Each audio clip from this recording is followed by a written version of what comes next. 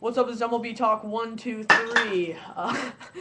Sorry, there's some noise in the background. But Rays fan 69 commented on our channel, or my channel, and said make some Rays videos about recent struggles of late and the draft. First, I'm going to look at the draft. All right, so this is what the video is called, or about 2011 Rays first player draft, first year player draft. So here we go. Now, a team that had 10 of the first 60 picks, you would obviously expect them to have the best draft. Some people speculate that the Arizona Diamondbacks had the best draft. Also very understandable. Being able to get Trevor Bauer and Archie Bradley in the first round, two pitchers that could ultimately become number 1 and 2 starters for them. So obviously it looks like Arizona had a great draft. Even outside of the first round, they had great rounds and added a lot of depth to their team. So they had a great draft. But the fact that Tampa Bay did have 10 of the first 60 picks, they have to have at least a decent draft. They had a good draft also. They got to pick up guys at 24. They picked up Taylor Guerreri, the high school arm that could really turn into something there. Then at number 31, the Rays stole LSU outfielder. He's a stud, Mikey Mattock. And then at number 32, they got Mike Hager, and he's a prep shortstop. So, in the first few picks, they got some picks that were not supposed to be there, really. Mike Maddock was going to be projected to be there, to be drafted a lot sooner. Taylor Guerreri, the same thing with him. And Hager, he could be something very good for the Rays. So overall, I'm looking at the top 3 picks for the Rays. They got pretty lucky. Now, analyzing all of their picks, I think they were a little conservative on some of their picks, considering the fact that they have, so many picks in the draft. I mean, it's unbelievable how many picks they had. So I think some of these picks, they were a little conservative. They definitely went with a lot of college guys. They needed help right away. I can totally understand that. So they did a good mix, I think. Overall, they did a good job of the draft. I do think they did some picks a little conservative, but overall, they picked the best guy who was out there. Where they weren't worried about financially, signability. They were worried about talent to be able to get Mike Maddock and Taylor Guerreri in the first round, and then Hager. Definitely a good first and second round there. And they added a lot more talent in the rounds to come. So overall, the Rays, I think, had a great draft. As expected, when you have that many picks, you're kind of expected to have a great draft. You're expected to do your scouting and pick up the best guys that are out there. So they did that, obviously.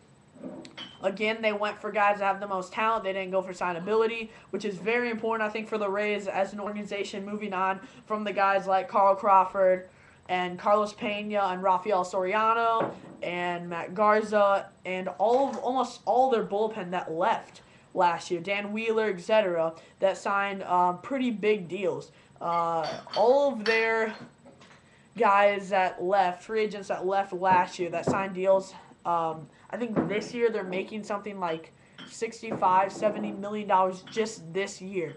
And obviously that's not including Carl Crawford's $142 million deal over the next 7 years. So the Rays were able to take a lot of salary off. Let me say something about the Rays. They're a great team. Thank you. Our main man over here, he knows what he's talking about. I like the Rays as a team. I think it's very good if they keep winning. Obviously, they started off not great, and they got on a hot streak, and Sam Fold really led that, and now they're kind of starting to, I think, come back down to earth, because when they were, I think, leading the AL West at some point, people are like, how is this happening with Carl Crawford gone, Carlos Pena gone, Matt Garza gone, Dan Wheeler, Rafael Soriano. I can't pronounce his name, but, he went to the Tigers. 8th inning guy. So with a lot of talent gone, it's very understandable if they, finish around 500 or a little bit above. I think that this team can finish above 500 this year. I think they'll have a pretty good year this year, considering the rebuilding that they are going through. A lot of young guys are starting to develop, which is a great thing for this organization. You know, guys like Sean Rodriguez and Reed Briniak, and then you got Desmond Jennings coming. And Mason Jennings? Desmond Jennings. And Sorry. then at first Look him base, up. Mason Jennings, Brett Fairfield. at first base, Dan Johnson. I think he went back to AAA. There's, you know, they definitely need to clear the first base situation out. You know, second base you got Ben Zobrist, but also he can play right field.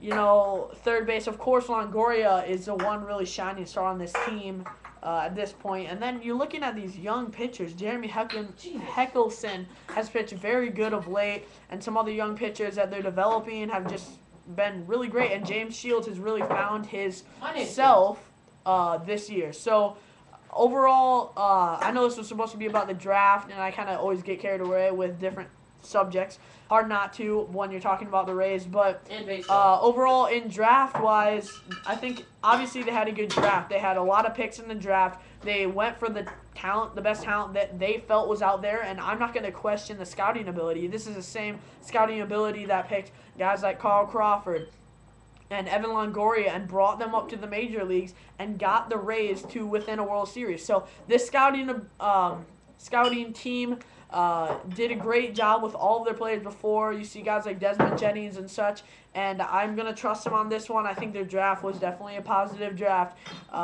Again, I think they were a little conservative with some picks. They could have gone with more standouts for high school players, but again, they went for the best of the best that was out there, and I'm not going to question their scouting ability. And going for college guys is not a bad thing to do. These are going to be guys that are quicker to the big leagues, on a faster pace to the big leagues, and you know, have had 4 more years of baseball in their belt than the high schoolers. But some of the high schoolers may have more upside, and I think the Rays could have picked a few more of those guys, looking at, you know, kind of analyzing the draft at that point. But overall, the Rays had a great draft. They picked the best talent that was out there, and to be able to get Taylor Guerreri, a high-ceiling high school arm, very talented, and you know, he can really be something in the majors. To be a first-round pick is amazing. When you're able to get Taylor Guerreri and you're able to get Mike Maddock in the first round, is simply just a great first round. So for them to be able to get those guys, remember, Mike Maddock